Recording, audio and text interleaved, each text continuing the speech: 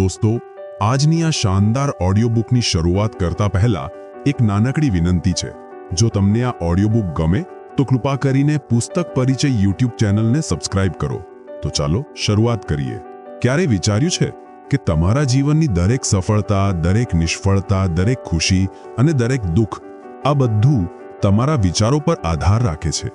એવું માનવામાં આવે છે કે આપણી વિચારસરણી જ આપણું ભવિષ્ય ઘડે છે। ભલે તમે દુનિયાના સૌથી શ્રીમંત વ્યક્તિ બનવા માંગો છો કે પછી તમારા જીવનમાં શાંતિ અને સુખ મેળવવા ઈચ્છો છો, આ બધાની શરૂઆત એક જ સ્થળેથી થાય છે, તમારું માઇન્ડસેટ। વિચારો, શું કારણ છે કે કોઈ વ્યક્તિને દરેક મુશ્કેલીમાં પણ તક દેખાય છે, જ્યારે બીજો એ જ મુશ્કેલી જોઈને ગભરાઈ જાય છે? શું કારણ છે કે કેટલાક લોકો નિષ્ફળતાના ડરથી રોકાઈ જાય છે, જ્યારે કેટલાક એ જ નિષ્ફળતામાંથી શીખીને વધુ મજબૂત બને છે? ફરક છે તેમની વિચારસરણીમાં, તેમના માઇન્ડસેટમાં। દોસ્તો, દુનિયાના સૌથી સફળ લોકો પાસે ધન, સાધનો કે પ્રતિભાથી પણ વધુ જે વસ્તુ તેમને અન્યથી અલગ પાડે છે તે છે તેમનું માઇન્ડસેટ। આ ઓડિયો બુકમાં આપણે એ વિશિષ્ટ માઇન્ડસેટની દુનિયા વિશે વાત કરીશું જે તમારા જીવનને એ દિશા આપી શકે છે જેની તમે હંમેશા ઝંખના કરી છે। ભલે તે તમારા કરિયરના લક્ષ્યો હોય, આર્થિક સફળતા હોય, સંબંધ હોય કે વ્યક્તિગત વિકાસ, એક સાચો માઇન્ડસેટ તમારા જીવનના દરેક પાસામાં ચમત્કારિક બદલાવ લાવી શકે છે। કલ્પના કરો, આજથી થોડા વર્ષો પછી તમે તમારું સ્વપ્નભર્યું જીવન જીવી રહ્યા છો। તમારી પાસે એ બધું છે જેનું તમે ક્યારેય સપનું જોયું હતું। વિચારો, એવી વ્યક્તિની વિચારસરણી કેવી હશે કે જેણે આ મુકામ હાંસિલ કર્યો છે? એ જ વિચારસરણી, એ જ માઇન્ડસેટ આ ઓડિયો બુકમાં તમારી સાથે શેર કરવામાં આવશે। અમે તમને જણાવીશું કે તમે તમારી વિચારવાની રીત કેવી રીતે બદલી શકો છો, તમારી મર્યાદિત માન્યતાઓને કેવી રીતે ઓળખીને તેમાંથી મુક્તિ મેળવી શકો છો, અને કેવી રીતે તમે એવી વ્યક્તિ બની શકો છો જે દરેક મુશ્કેલ પરિસ્થિતિનો સ્મિત સાથે સામનો કરે છે। પરંતુ માત્ર જાણવાથી કશું નહીં થાય, તમારે આને તમારા જીવનમાં અમલમાં મૂકવું પડશે। તેથી આ ઓડિયો બુકમાં ફક્ત સિદ્ધાંતો અને વિચારો નથી, પરંતુ વ્યાવહારિક કસરતો, પગલું દર પગલુંની ટેકનિકો અને સાબિત થયેલી રણનીતિઓ પણ છે જે તમારા માઇન્ડસેટને ફરીથી પ્રોગ્રામ કરશે। અમે તમને બતાવીશું કે કેવી રીતે તમારી વિચારસરણીને વૃદ્ધિલક્ષી બનાવવી, જેથી ચેલેન્જેબલથી લઈને ઓપ્રા વિન્ફ્રી સુધીની તમામ મહાન હસ્તીઓએ એક વસ્તુમાં નિપુણતા મેળવી છે, તે છે તેમના માઇન્ડસેટની શક્તિ। તેમણે શીખ્યું કે નિષ્ફળતાને કેવી રીતે સફળતાની સીડી બનાવવી, નકારને પ્રેરણામાં કેવી રીતે બદલવો, નિષ્ફળતાઓને આગળ વધવાના પગથિયામાં કેવી રીતે ફેરવવી। આ બધી ગુણવત્તાઓ તમે પણ વિકસાવી શકો છો। બસ જરૂર છે એક સાચી દિશા અને એક સાચા માઇન્ડસેટની। અને આ ઓડિયો બુકમાં અમે એ જ વાત કરીશું। અમે તમને એ સાચા માઇન્ડસેટ તરફ માર્ગદર્શન આપીશું, તમને એ દૃષ્ટિકોણ આપીશું જે તમને તમારા જીવનની નાની નાની મુશ્કેલીઓથી લઈને મોટા મોટા પડકારો સુધી દરેકમાં તક જોવામાં મદદ કરશે। તો જો તમે ખરેખર તમારા સપનાઓને વાસ્તવિકતામાં બદલવા માંગો છો, જો તમે તમારા જીવનમાં અસાધારણ બનવા ઈચ્છો છો, તો આ ઓડિયો બુકને અંત સુધી જરૂર સાંભળો। એક નવી વિચારસરણી, એક નવી શરૂઆત અને એક નવી સફળતા તરફ તમારું સ્વાગત છે। જો તમે એ થોડા લોકોમાંથી એક છો જે તેમના જીવનમાં કંઈક મોટું કરવા માંગે છે, તો આ ઓડિયો બુકને હમણાં જ લાઈક કરો અને કમેન્ટમાં લખો, આ મારો સમય છે। ચાલો દોસ્તો, માઇન્ડસેટની આ રૂપાંતરકારી યાત્રાની શરૂઆત કરીએ। તૈયાર થાઓ, કારણ કે તમે એ બધું શીખવાના છો જે તમારા જીવનને હંમેશા માટે બદલી નાખશે। દોસ્તો, એક સાચા માઇન્ડસેટમાં કેટલી શક્તિ હોય છે, ક્યારે વિચાર્યું? માઇન્ડસેટ એટલે આપણી વિચારવાની રીત। માઇન્ડસેટ એ એવો કાચ છે જેના દ્વારા આપણે આપણું જીવન જોઈએ છીએ। આપણો દરેક વિચાર, દરેક વિશ્વાસ અને દરેક પ્રતિક્રિયા આ માઇન્ડસેટમાંથી જ નીકળે છે। પરંતુ સવાલ એ છે કે માઇન્ડસેટમાં એટલી તાકાત કેવી રીતે હોય છે કે તે કોઈનું આખું જીવન બદલી નાખે? આ વાતને સમજવા માટે આપણે કેટલીક વાસ્તવિક જીવનની મિસાલો, એક પ્રેરણાદાયક વાર્તા અને વ્યાવહારિક ઉચ્ચારો દ્વારા એની ઊંડાઈમાં જઈશું। એપલના સહસ્થાપક સ્ટીવ જોબ્સનું માઇન્ડસેટ એક અદ્ભુત ઉદાહરણ છે કે કેવી રીતે એક અલગ દ્રષ્ટિકોણ કોઈ વ્યક્તિને દુનિયાના સૌથી સર્જનાત્મક અને સફળ લોકોમાંથી એક બનાવી શકે છે। જ્યારે 1985માં જોબ્સને તેમની જ બનાવેલી કંપનીમાંથી કાઢી મૂકવામાં આવ્યા, તો તેમના માટે આ એક મોટો આઘાત હતો। કોઈ પણ વ્યક્તિ માટે આ પરિસ્થિતિ ખૂબ પીડાદાયક હોઈ શકે, પરંતુ જોબ્સે આને નિષ્ફળતા તરીકે નહીં જોયું, બલકે એક નવી તક તરીકે લીધું। જોબ્સ તે સમયે કહ્યું હતું કે I feel free two enter one of the most creative periods of my life.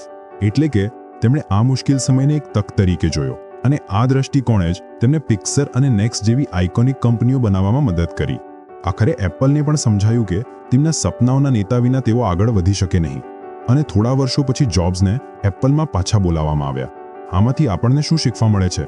આપણને એ શીખવા મળે છે કે જો જોબ્સે વિચાર્યું હોત કે તેમનું જીવન ખતમ થઈ ગયું છે, તો કદાચ એપલ, પિક્સર અને આઈફોન જેવી વસ્તુઓ ક્યારેય દુનિયા સામે ન આવી હોત. તેમના માઇન્ડસેટે તેમને એ નિષ્ફળતામાં પણ નવી શરૂઆતનો મોકો આપ્યો. જ્યારે આપણે પડકારોને તક તરીકે જોવાનું શીખીએ છીએ, ત્યારે માઇન્ડસેટની સાચી શક્તિ દેખાય છે. એક જૂની વાર્તા છે જે તમને માઇન્ડસેટની સાચી તાકાત સમજાવી શકે છે. એક દિવસ એક દાદાજી તેમના પૌત્રને જીવનનો એક મોટો પાઠ શીખવી રહ્યા હતા. તેમણે કહ્યું, આપણા બધાની અંદર બે વરુ વહે છે. એક વરુ નકારાત્મકતા, ડર અને ઈર્ષ્યાથી ભરેલું હોય છે.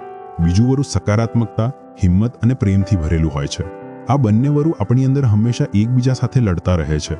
પૌત્રએ વિચાર્યું અને પૂછ્યું, દાદાજી, તો આખરે જીતે છે કોણ? દાદાજીએ જવાબ આપ્યો, જે વરુને તું ખોરાક આપીશ એ જ જીતશે. આ વાર્તા આપણને શીખવે છે કે આપણે જીવનમાં કયો માઇન્ડસેટ હાવી રહેશે તે આપણે કયા વિચારોને મહત્વ આપીએ છીએ તેના પર નિર્ભર છે. જો આપણે ડર, અસુરક્ષા અને નકારાત્મકતાને પ્રોત્સાહન આપીશું તો એ જ આપણે જીવનમાં દેખાશે.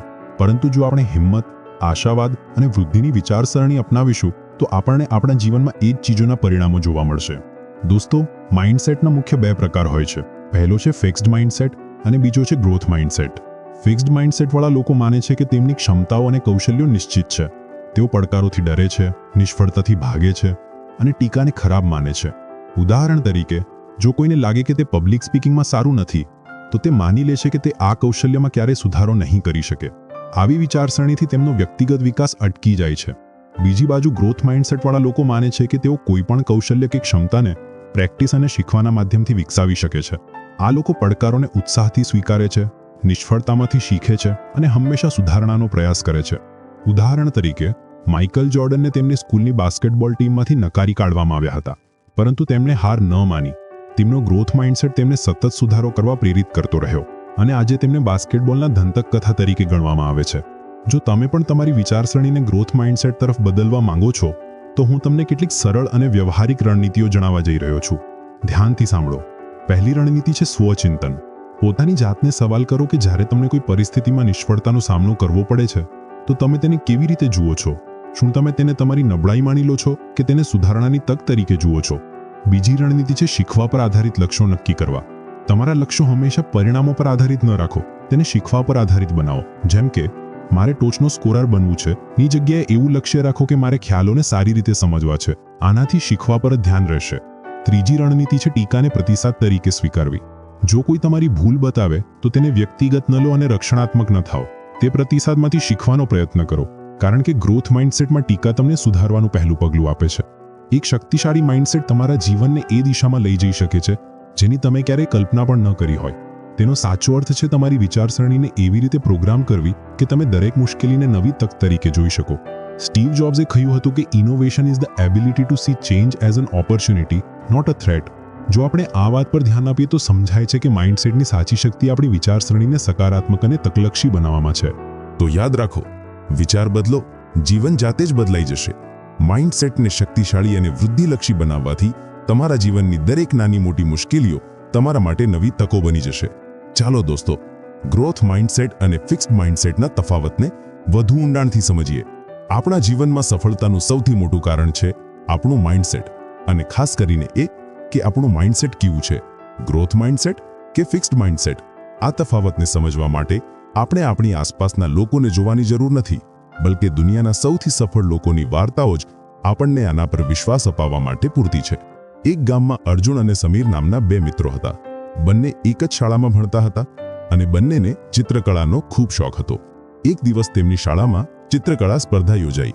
અર્જુને સ્પર્ધામાં ખૂબ મહેનત કરી, પરંતુ તે જીતી શક્યો નહીં. સમીરે પણ ભાગ લીધો અને તે પણ હારી ગયો.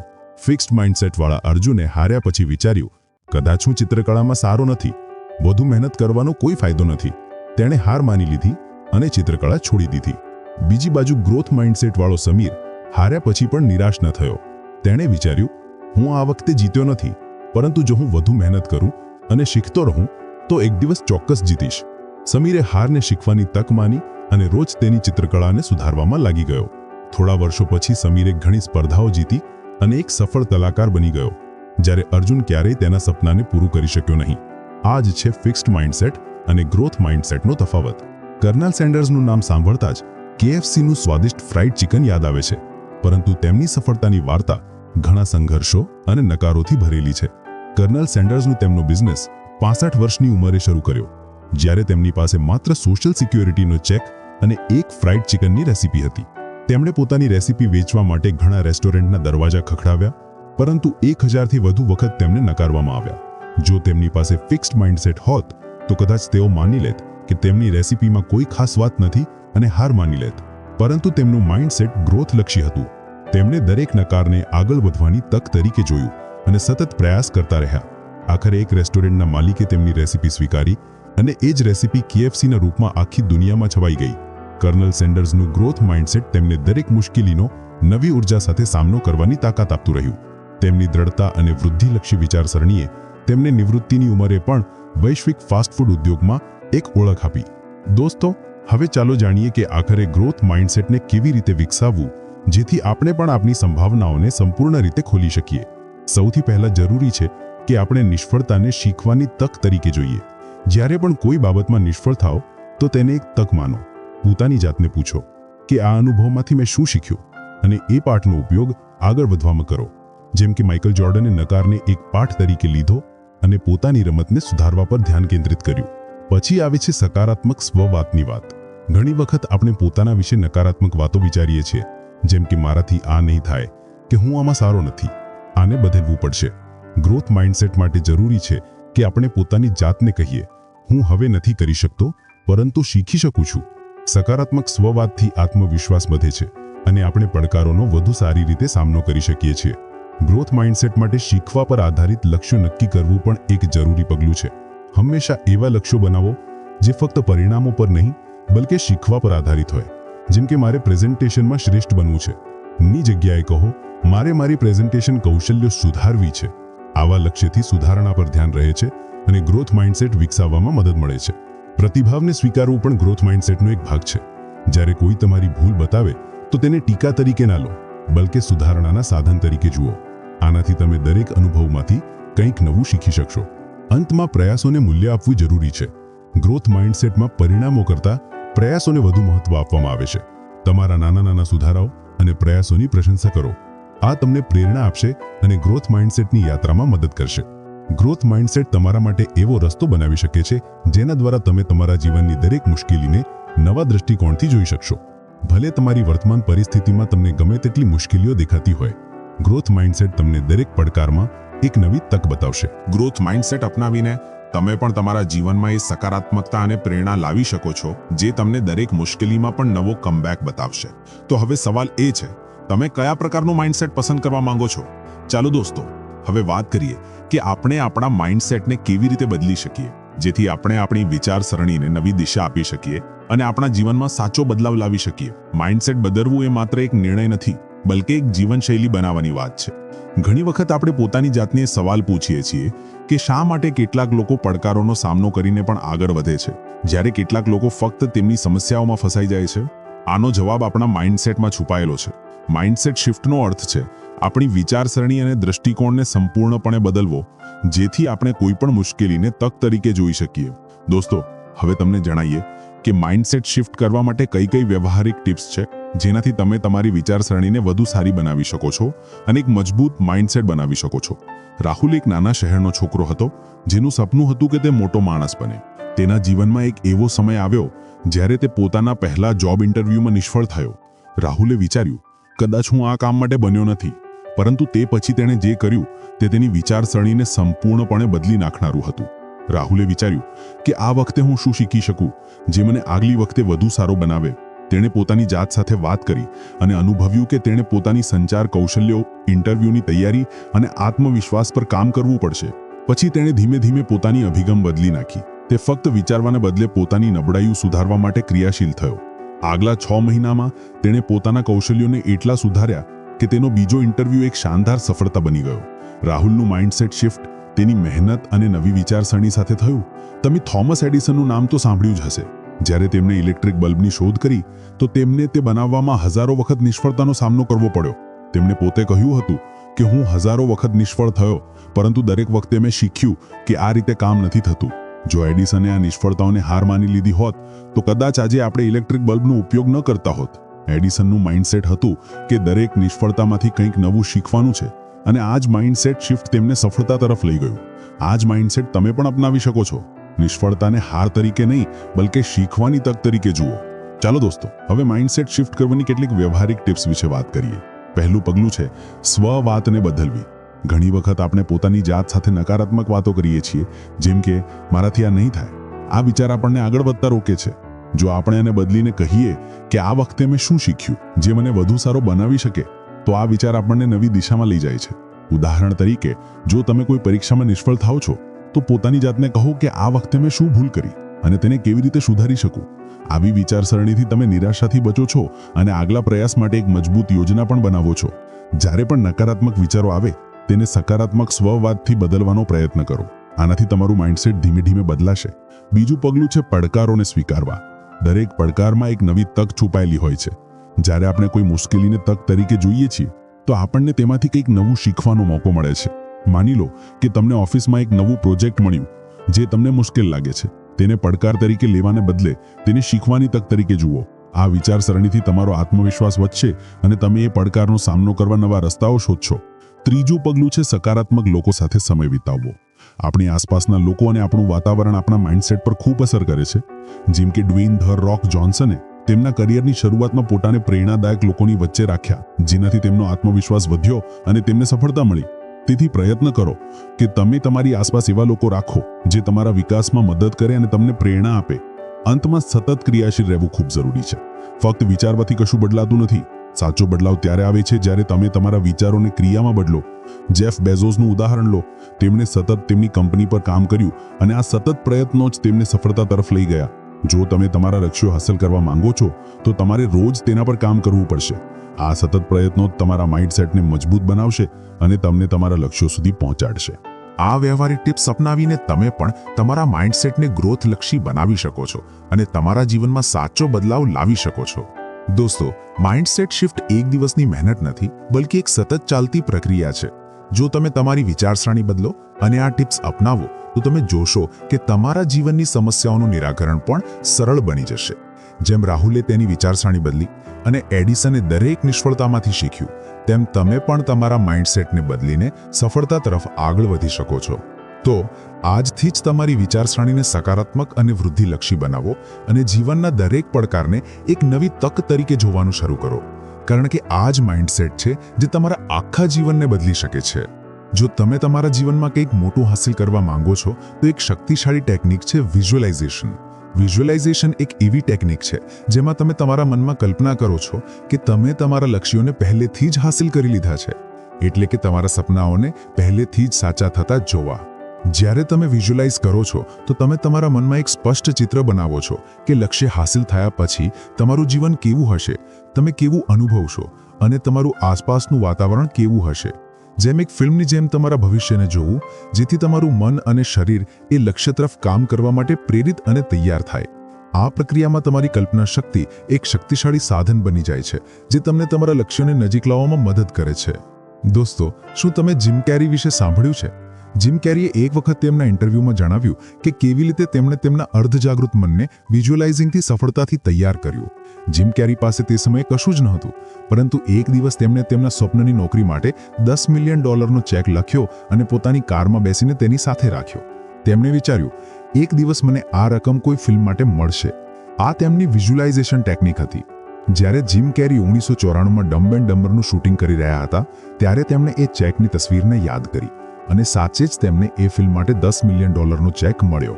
જિમ કેરીની આ વાર્તા એ સાબિત કરે છે કે વિઝ્યુઅલાઇઝેશન દ્વારા તમે તમારી ઈચ્છાઓને તમારા અર્ધજાગૃત મનમાં એટલી ઊંડાઈથી ઉતારી શકો છો કે તે સાચી થઈ જાય. વિઝ્યુઅલાઇઝેશન આખરે કેવી રીતે કામ કરે છે?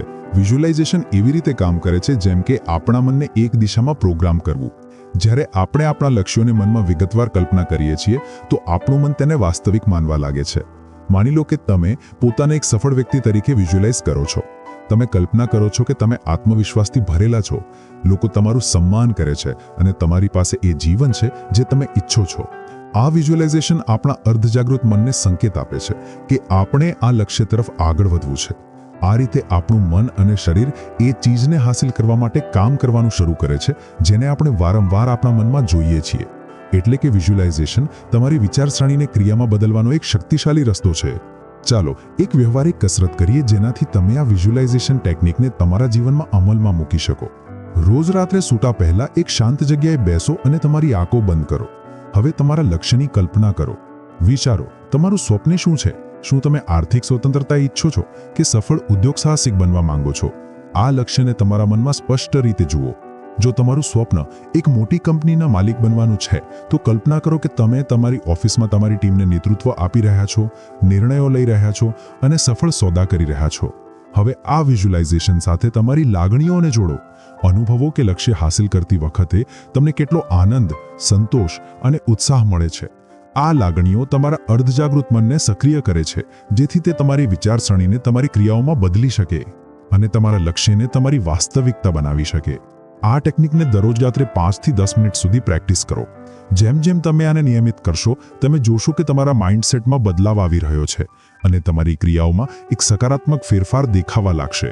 દોસ્તો, વિઝ્યુલાઇઝેશન ત્યાં સુધી અસરકારક નહીં થાય જ્યાં સુધી તમે તેની સાથે સતત ક્રિયાશીલ નહીં રહો. સફળતાની કલ્પના કરવી એ ફક્ત શરૂઆત છે. સાચી સફળતા ત્યારે મળે છે જ્યારે તમે તેને હાંસલ કરવા માટે મહેનત કરો અને કેન્દ્રિત ક્રિયાઓ કરો. દરરોજ તમારી વિઝ્યુલાઇઝ કરેલી સફળતા સાથે ક્રિયાશીલ રહો.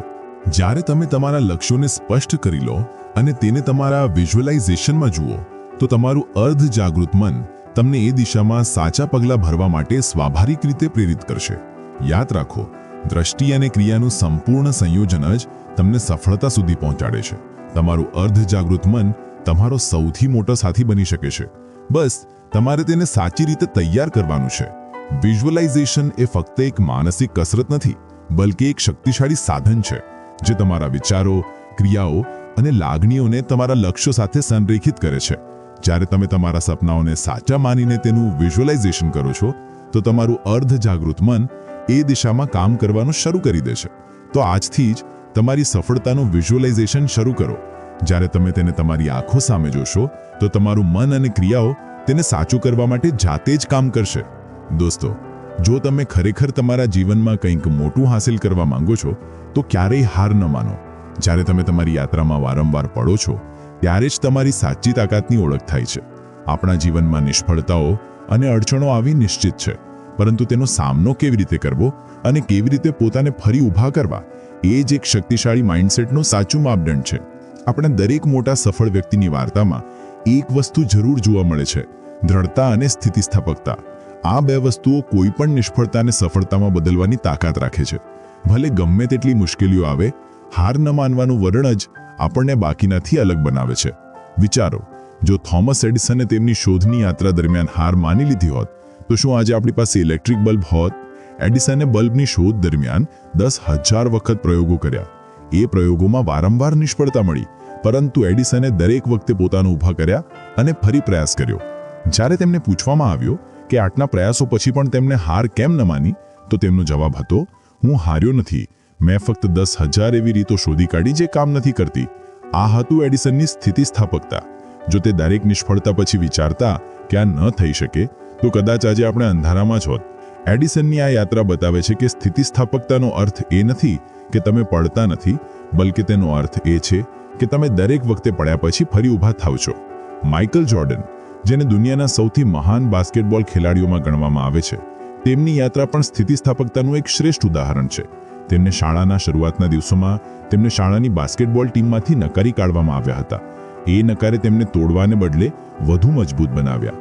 તેમણે સખત મહેનત કરી, પોતાને સુધાર્યા અને તેમની કુશળતાને દરરોજ શાર્પ કરી. જોર્ડને એકવાર કહ્યું હતું કે મારા કરિયરમાં મેં 9,000થી વધુ શોટ્સ ચૂક્યા છે.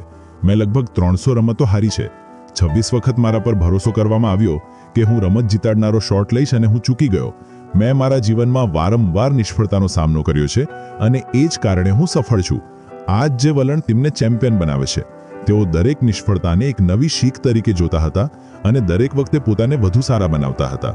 એક શક્તિશાળી માઇન્ડસેટનું સૌથી મહત્વનું પાસું છે ક્યારેય હાર ન માનવું. દરેક વ્યક્તિના જીવનમાં એવા ક્ષણો આવે છે જ્યારે તે પોતાને હારેલો અનુભવે છે, પરંતુ આ ક્ષણો જ તેને ફરી ઊભા કરવાનો સૌથી બેસ્ટ મોકો હોય છે. કોઈ પણ મોટા લક્ષ્ય સુધી પહોંચવા માટે તમારે વારંવાર પડવું અને ફરી ઊભા થવું પડે છે. જે ક્ષણે તમે હાર માની લો છો એ જ ક્ષણે તમે કોઈ બીજાને જીતવા દો છો. એટલે કે હાર માનવી એટલે પોતાના સપનાઓ અને મહેનતથી દૂર થવું. જ્યારે તમે એક વખત વધુ પ્રયાસ કરવાનો નિર્ણય લો છો ત્યારે જ તમે સાચી જીત તરફ આગળ વધો છો. દોસ્તો, હવે સવાલ એ છે કે આ ક્યારેય હાર ન માનવાનું વલણ આપણે આપણા જીવનમાં કેવી રીતે લાવી શકીએ? ચાલો કેટલાક વ્યાવહારિક જુઓ જોઈએ જેનાથી તમે તમારી સ્થિતિસ્થાપકતા અને દ્રઢતાને વધુ મજબૂત બનાવી શકો. સૌથી પહેલા, નિષ્ફળતાઓને સ્વીકારો અને તેમાંથી શીખો. દરેક મુશ્કેલીને વિકાસનો એક ભાગ માનો, બંધ દરવાજો નહીં. જ્યારે પણ તમે નિષ્ફળ થાઓ, પોતાને પૂછો કે આમાંથી શું શીખી શકાય. એડિસનની જેમ જેઓ દરેક પ્રયોગને એક શીખ તરીકે જોતા હતા, તમે પણ તમારી ભૂલોમાંથી શીખો અને તેને પુનરાવર્તન ના કરો. પછી સકારાત્મક સ્વવાત જાળવી રાખો. નિષ્ફળતાના સમયે પોતાની જાત સાથે સકારાત્મક વાતો કરવી ખૂબ જરૂરી છે. નકારાત્મક સ્વવાતથી તમે વધુ નબળા અનુભવશો. તેથી પોતાને કહો કે આ ફક્ત એક પાઠ છે, મારે આનાથી વધુ મજબૂત બનવું છે અને મારે ફરી પ્રયાસ કરવો છે. આવી સ્વવાત તમને માનસિક અને ભાવનાત્મક રીતે ઉત્સાહિત કરશે. તમારા લક્ષ્યને નાના નાના પગલાઓમાં વહેંચો. મોટા લક્ષ્ય સુધી પહોંચવાની યાત્રા મુશ્કેલ લાગી શકે છે, તેથી તેને નાના માઇલસ્ટોન્સમાં વહેંચો. જેમ માઇકલ જોર્ડને દરેક પ્રેક્ટિસ સેશનને તેમની રમતના સુધારણાનું એક પગલું માન્યું, તેમ તમે પણ નાના નાના પગલાં સાથે આગળ વધો અને દરેક માઇલસ્ટોનને ઉજવો. પ્રેરણાદાયક વાર્તાઓ વાંચો અને સકારાત્મક વાતાવરણ જાળવી રાખો. સ્થિતિસ્થાપકતા અને દ્રઢતા વધારવા માટે પ્રેરણા ખૂબ જરૂરી છે. પ્રેરણાદાયક વાર્તાઓ વાંચો અને એવા લોકો સાથે સમય વિતાવો જે તમને પ્રોત્સાહન આપે. જેમ રોહને કહ્યું હતું કે તમે તે જ બનો છો જેની સાથે તમે સૌથી વધુ સમય વિતાવો છો. તેથી એવા લોકો સાથે રહો જે તમારા આત્મવિશ્વાસને વધારે. અંતમાં, સતત પ્રયાસ કરો અને ધીરજ રાખો. ધીરજ એક મહત્વનું પરિબળ છે. દરરોજ થોડી થોડી પ્રગતિ જ મોટો ફેરફાર લાવે છે. જો તમે સતત રહેશો તો નાની નાની સફળતાઓ મળશે જે તમને વધુ મજબૂત બનાવશે. આ નાના નાના પગલાં અપનાવીને તમે તમારા ક્યારેય હાર ન માનવાના વલણને તમારા જીવનનો ભાગ બનાવી શકો છો અને તમારા દરેક લક્ષ્ય તરફ મજબૂતીથી આગળ વધી શકો છો. દોસ્તો, સ્થિતિસ્થાપકતા અને દ્રઢતા વિના શક્તિશાળી માઇન્ડસેટ અધૂરું છે. જીવનમાં અડચણો આવશે, નિષ્ફળતાઓ આવશે, પરંતુ સાચી જીત એ લોકોની હોય છે જે ક્યારેય હાર નથી માનતા. ભલે ગમે તેટલી વાર પડો, ફરી ઊભા થવાની હિંમત રાખો. થોમસ એડિસનથી લઈને માઇકલ જોર્ડન સુધી દરેક સફળ વ્યક્તિની વાર્તામાં એક વસ્તુ સામાન્ય છે: તેમનું ક્યારેય હાર ન માનવાનું વલણ. જ્યાં સુધી તમે પોતે હાર નથી માનતા ત્યાં સુધી કોઈ તમને હરાવી શકે નહીં. તેથી તમારા લક્ષ્યો હાંસલ કરવા માટે હંમેશા એક વખત વધુ પ્રયાસ કરો, કારણ કે દરેક વખતે ઊભા થવાથી તમે તમારી સફળતાની વધુ નજીક પહોંચો છો. દોસ્તો, જ્યારે પણ તમારા મનમાં હાર માનવાનો વિચાર આવે તો પોતાને એક જ સવાલ પૂછો કે શું હું મારા સપનાઓને આટલી સરળતાથી છોડવા માટે તૈયાર છું? દોસ્તો, હવે તમે સમજી ગયા હશો કે કંઈક મોટું કરવા માટે સૌથી જરૂરી વસ્તુ છે સાચું માઇન્ડસેટ. આ માઇન્ડસેટ જ આપણને કોઈ પણ પડકારમાંથી જીત અપાવે છે અને આપણને આપણા સપનાઓને સાચા બનાવવાની તાકાત આપે છે. જેવું વિચારશો તેવા બનશો. તેથી તમારી વિચારસરણી બદલો, તમારી માન્યતાઓને મજબૂત કરો અને દરેક મુશ્કેલીને એક તક તરીકે જોવાનું શરૂ કરો. યાદ રાખો, જો તમે તમારી વિચારસરણીને શક્તિ આપવાનું શીખી લીધું તો આખી દુનિયા તમારા ચરણોમાં હશે. આ બુક રિવ્યૂને અંત સુધી જોવા માટે તમારો ખૂબ ખૂબ આભાર. હવે તમારે 3 વસ્તુઓ કરવાની છે. સૌથી પહેલા, આ ચેનલને સબસ્ક્રાઇબ ન કરી હોય તો કરી લો, કારણ કે જેટલા વધુ તમે સબસ્ક્રાઇબ કરશો તેટલા જ વધુ સારા અને મૂલ્યવાન વિડીયો અમે તમારા માટે લાવી શકીશું. નંબર 2, કમેન્ટ્સમાં મને જણાવો કે આ બુક રિવ્યૂમાં તમને શું સારું લાગ્યું અને શું ખરાબ લાગ્યું, જેથી અમે તે ભૂલોને પુનરાવર્તિત ન કરીએ. અને તમે બીજી કઈ બુક્સના વિડીયો જોવા માંગો છો એ જણાવો, જેથી અમે તે વિડીયો લાવીએ અને તમને વધુમાં વધુ મૂલ્ય આપી શકીએ. અને નંબર 3, આ બુક વિડીયોને કોઈ એક વ્યક્તિ સાથે જરૂરથી શેર કરો, કારણ કે તમારા એક શેરથી કોઈનું જીવન બદલાઈ શકે છે. ટૂંક સમયમાં વધુ સારા વિડીયો સાથે પાછા આવીશું. Thank you so much.